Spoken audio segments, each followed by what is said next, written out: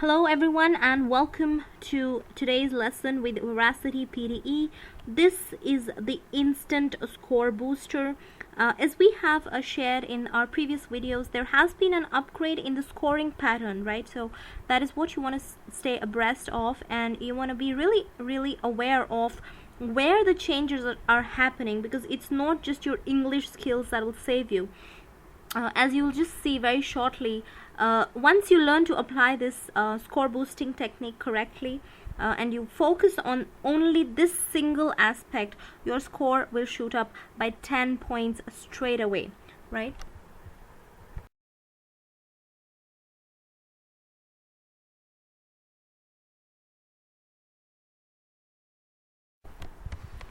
A very big challenge that I can say that everyone is facing, especially if they are repeat test takers. You can see here the scorecard of the student issued on 6th of March. Repeat test taker followed all our strategies, techniques, and despite the scoring criteria going haywire, the test going difficult, you can see that it is so possible and so easy actually to get the score, but you need to sit and study, and you really need to be aware of these scoring updates, right? Because the test is constantly changing, and this is what we do here. We are a team of dedicated trainers. We constantly take the certification, and we keep working on the content as well as the test scoring to bring you all the latest updates. It's not just about one thing. There are a lot of things, of course, but in this quick lesson we're going to try to really show you that how the the important aspect of this update that has happened, which is in keeping with the tightening of the the PR norms for Australia. You will really see that reflection happening across the board, and why the test is getting difficult, right? The reasons for that are very clear. Of course, there is an oversupply of immigrants from especially developing nations, right? So they want to really keep all these things streamlined, and that is why they are upgrading the test, right? And no matter where you take the test, whatever location, so this is the scorecard of a student who took the test on 12th of March this year, took the test from Australia. So most of our students are obviously from Australia and India, and others from Dubai, Canada, USA, South Africa, all these places where you have migrants who want to obviously settle abroad. And you really see that PTE score is going to make a difference. And I see that there's a tendency to kind of really just retake the test and really sort of think that it's so easy, or the fact that let's not really sit and prepare because we are working and we don't have time. And obviously there are a ton of excuses, but the point is I can totally understand why it is so confusing, because Pearson has officially not shared these updates, and they have not really updated their basic official guides after 2012, right? That's when they put out the last book. So it's like you are completely dependent on outside information, right, for these things, and therefore you need to understand that getting the score is definitely not the problem. 79 plus is still very easy, provided you are aware of these things and you know what to do.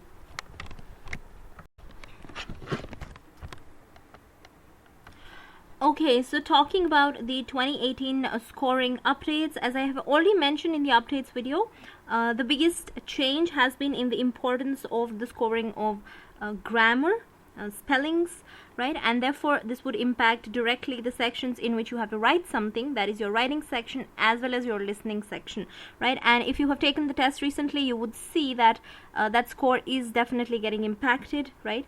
Earlier PTE writing was so easy, and it was like one of those reasons why you took the PTE and not the IELTS, because the writing section was easily sort of manageable here. As long as you could deal with the time limit and the software and stuff, you were comfortable working on a computer, you could still get a very good score, despite not having the best sort of sentence structure, or not really being able to write extremely technically correctly, right?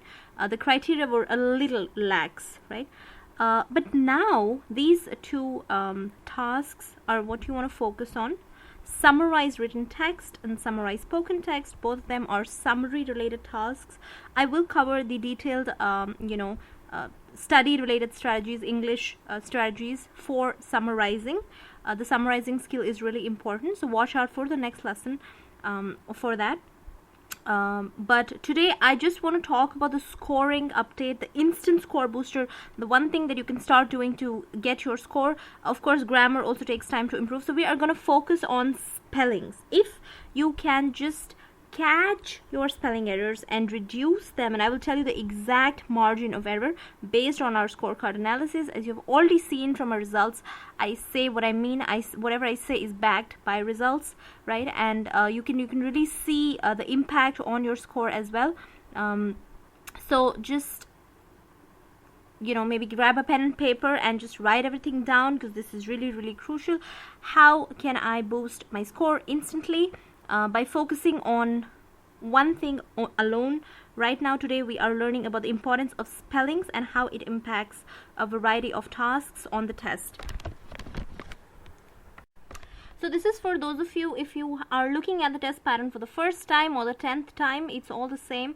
So I'm just going to give you an overview, and then we are going to look at the tasks that are impacted by spelling errors. So this is the PTE 2018. It has 3 parts. Part 1, speaking and writing. Part 2, reading. Then you have a 10-minute break. And then part 3, listening. It roughly takes around 2.5 hours to complete. It is fully computerized, and all these various question types, you can have a look at the PTE orientation playlist on our channel, and also look at all other lessons so that you can learn about all these various task types in detail. Today, I want you to focus on the skills column, which is the middle column. See wherever writing is mentioned, we are going to focus on those. So if I do a quick count, that is summarize written text, write essay, and of course fill in the blanks, the second one, that is under the reading section. The last one, which says reading and writing under the skills, that means it is also being directly impacted by your knowledge of writing, which is your the drop down menu option that happens. Again, more on that later. Look at the listening section. There are 3 question types here that have the word writing printed under the skills column: summarize spoken text, fill in the blanks, and write from dictation. So if I do a quick count, there are 6 tasks that are being impacted by grammar and spellings combined, right? So this is the reason why you need to really brush up and focus on that. Of course, in the reading section, I'm going to cover that separately. The grammar that you want to focus on is collocations and more like those things. But talking about spellings, they are going to be really crucial for your writing and listening. So a very common misconception is that you might be making 2 or 3 spelling errors, and then when you look at your spelling score in your enabling skills, it's in the 60s or 40s, and then of course your writing and listening is not at 79 plus, right? You'll be seeing this a common trend that we are seeing, and of course if you are also not able to cross 65 plus or 79 plus, especially in the writing and listening section, something that you can do instantly to boost your points is today take a mock test and count your total spelling errors after you complete the test, right? So how good of a spell checker you are, that you'll find out obviously, and then you will reduce those errors. Of course, you'll see that you're making way more errors than you thought you were making. There are 5 tasks that impact your writing and listening score because of the increase in the importance of the spellings. Let's say you write a single sentence summary. In a summary written text, usually people make around 3 to 5 spelling errors if they're really bad, but 3 is an average number to take here. So I'm just doing a rough estimate. If you are an average student, what are the total number of errors that you're making? And what is the minimum number that you need to hit to get a 79 plus on writing and listening? So summarize written text, let's take an average of 3 errors. This is one sentence, you're writing around 40 to 50 words, and therefore you'll be making at least 3 errors, are very common. An essay you're writing in 20 minutes, and the task limit is 200 to 300 words. Assume, let's say you write around 250 words, right? An average student writes 250 words, so I'm just taking an estimate. and let's say in one paragraph you're making 5 spelling errors, so 3 to 5 spelling errors. Again, let's take the lower end as the average. The person writes 4 paragraphs and they make 3 errors per paragraph. 3 into 4 is 12, so 12 errors in 12 typos, 12 spelling errors in the essay, 3 in the summarized written text, total 15 spelling errors in the writing section. Now let us look at the listening section. Now this is the biggest sort of revelation. A lot of people are not aware of the fact that you are losing points here. And why are you losing points here? Of course, one is the time management of this section. Nobody that I've taught so far, nobody knows how much time you want to spend on each question. You guys are not really aware of how the listening section is structured time wise. And of course, these days there is definitely a time pressure in the listening section. So I will cover the listening section time limit separately, where I will discuss in detail how to allocate time to each question type and which are the important question types, right? So of course that is very, very crucial, because if you're not able to complete the listening section and you miss out on especially the write from dictation questions, you are not getting any points. You are completely dropping down to the worst case scenario, and you won't get a good score in that case, right? So that's kind of a disaster. So summarize spoken text, where you are typing summaries, you generally get in the writing section I assumed or I estimated 1 summary question. In the listening section I'll assume 2 summaries. That's the lowest number that you can get, right? Even in the writing section you're going to get minimum 2 summaries. So you can add 3 more errors, so definitely you can get 2 essays even, or 3 essays, and definitely 2 to 3 summaries. So 15 errors is for 1 essay and 1 summary, and if I add more, it goes up to 30 spelling errors in the writing section alone. So you can see that how just by making 2 or 3 typos in 1 paragraph, you can actually end up with more than 30 spelling errors just on the writing section alone, right? Now look at the listening section. Summary spoken text, you're aware of the audio that plays and you have to type out the summary. Here of course you can write more than 1 sentence, and therefore you write around 50 to 70 words, and again there'll be slightly more errors, but again let's assume maybe 3 errors, right, per summary, and there are 2 summaries, so 6 errors here. Fill in the blanks. You have around 4 to 5 questions where an audio plays and you have to type in the word as the audio plays. The question seems very, very simple, except if you are not a native user of the language and you're not aware of the native like pronunciation, you might not understand what they're saying. So instead of typing a particular word, you might type something differently, like volcanic ash, and you might type volcano, or you might just mistype it, because it's a scientific word, because this is PTE academic, it uses academic vocabulary, and of course in the listening section the words are going to be in an accent which is not very comfortable to understand, right? So while the transcript plays and you are noting down the words in one question, you'll have, again we are going to take an average estimate, right? 4 to 6 blanks, so let's take 5 blanks as the average, and they're generally single words, right? And therefore you have, let's say, 4 questions in a set on average, right? So again 4 means that you could get 3, you could even get 6, right? So I'm just taking a rough estimate because the number of questions does vary, right? So if you have 4 fill in the blank questions with 5 words each, then you have total 20 words, out of which you are likely to misspell at least 2 to 3 because you might not know what they are. A very easy tactic to kind of understand what word to write, let's say, especially if you're confused between was there an S at the end or not, whether it was a singular or plural, whether he said botanists or botanist, right? You don't know whether it was one botanist or many botanists. Then what you want to do is you want to look at the sentence in front of you. Botanists were out for a walk, and the botanist is out for a walk. So if it is a singular person or they are plural, you will be able to read it from the sentence printed in front of you. So definitely make use of this to even avoid those errors of confusion. Of course your listening skills are going to be important here, but again just doing this for the purpose of counting or estimating the number of typos. So in total, on an average, a person will make 3 typos at least. This is at the very least if you're an average sort of person, right? If you're weaker, it's more. If you're good, definitely it's lesser, right? So we just keep adding to that number. 30 is what our estimate was for the writing section. Summarize spoken text, our estimate was 6 errors, right, for 2 summaries, and we fill in the blank questions. Let's add 4 more, let's say, right, 3 to 4 errors, so 10 more, 10, 30 and 10 more, 40 errors.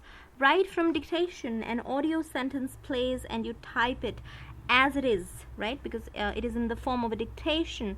Of course, not just your spelling, even your punctuation is really critical here.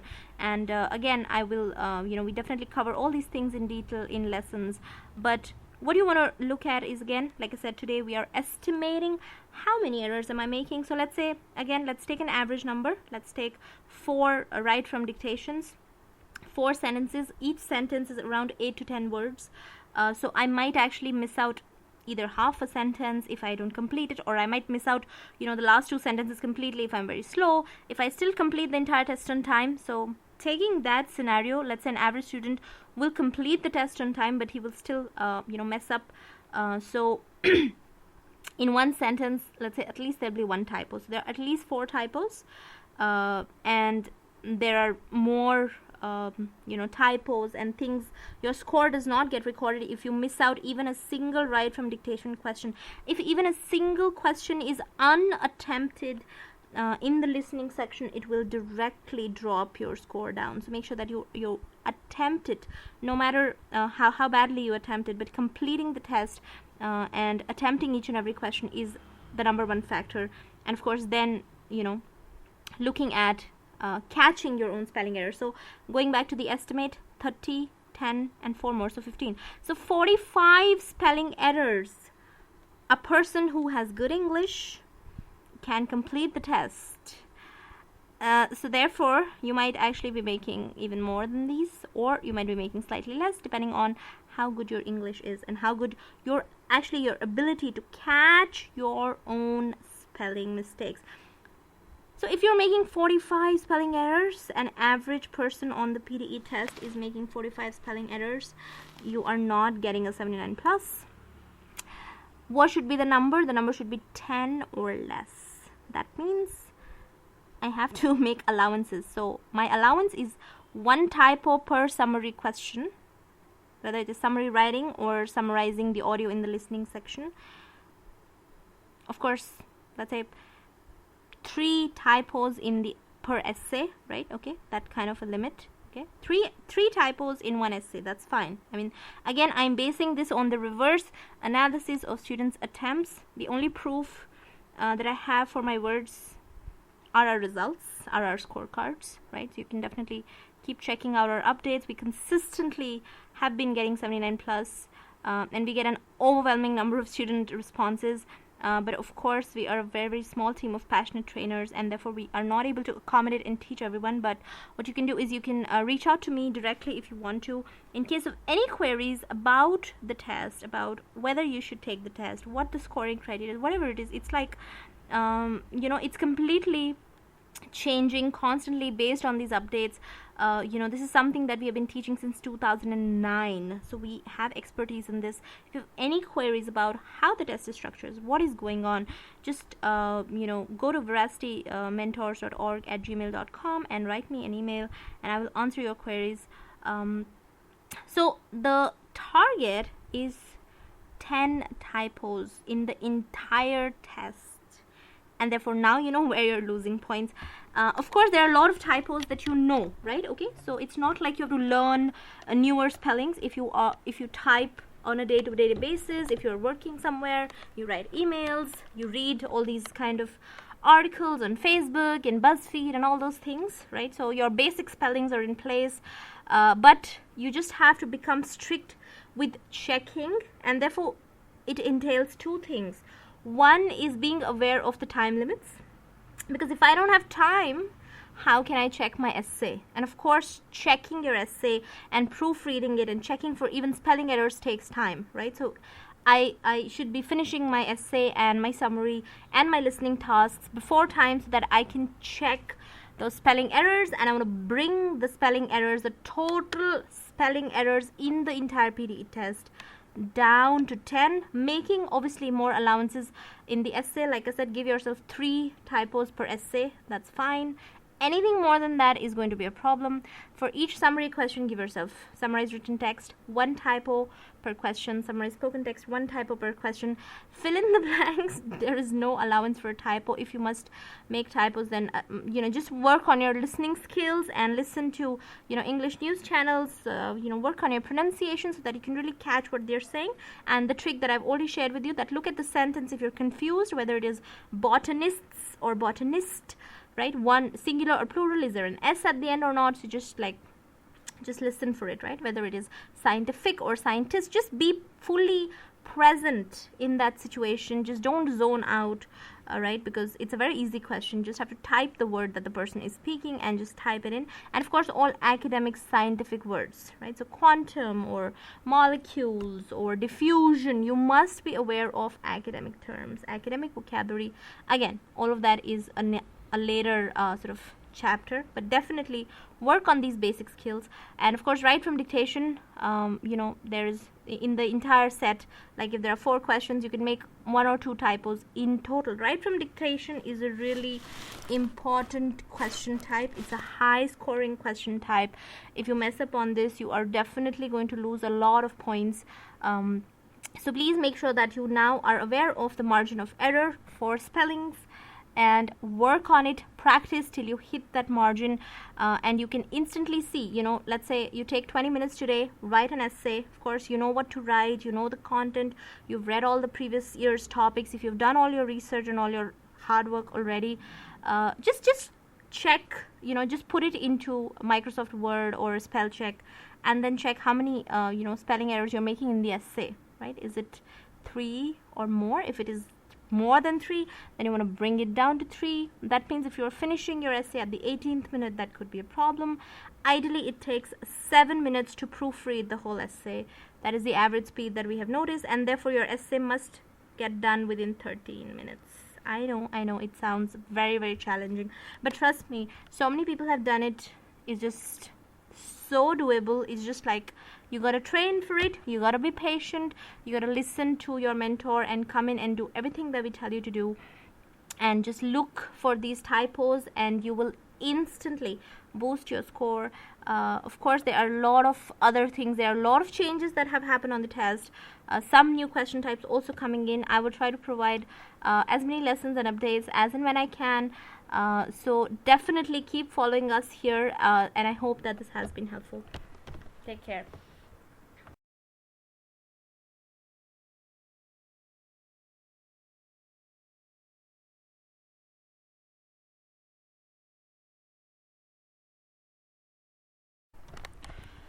Please subscribe to the channel for more updates. This is the email ID that I shared, veracitymentors.org@gmail.com. In case you have any queries or if you want to take training from us, you can join up. The website is veracitymentors.in, where you can check our other courses if you're interested in IELTS or TOEFL and stuff like that. Again, we offer that as well. But whatever you do, just make sure that you are aware of what you are doing.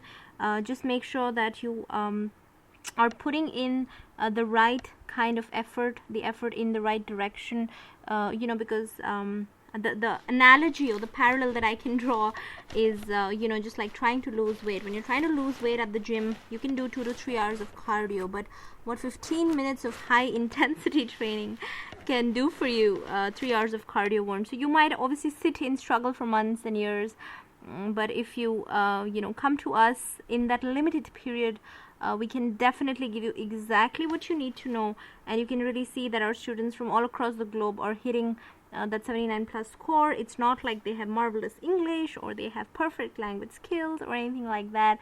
It is just that we are offering the right guidance, and it is important for you to know all these things. Especially in times of confusion and chaos, it becomes really important. Another thing is that a lot of sort of consultants tell students to put things on hold, or to put things on fast track, or do this urgently, or do this later. Please make sure that you decide your timeline. Let your mentor and you sit together and work on that. Somebody might need 3 months to clear the test, somebody might need a month. It's completely different. So please don't think that, oh, I want to do it today and in 2 days I want to just like take a shot at it, especially if you are a repeat test taker and you know that you have consistently been facing a problem. I mean, it really hurts me to see students coming to us after their 10th attempt or 5 attempts, and I just feel really hurtful because because they have not been getting actual training or actual strategies or actual guidance, and that's really painful. The way the industry is, that a lot of IELTS trainers are teaching PTE without really understanding what the test is all about, right? So please make sure that you come to the right place, and please make sure that you are subscribed to the channel and staying aware of all the updates. Even if you don't join the training, doesn't make a difference to me, right? But it's just that you should be aware of all these key updates and changes, and just just want you to have a successful life and a good life, and get the score that you dream of, and the score that you target. It's completely possible, doable, and within your reach. Take care. All the best.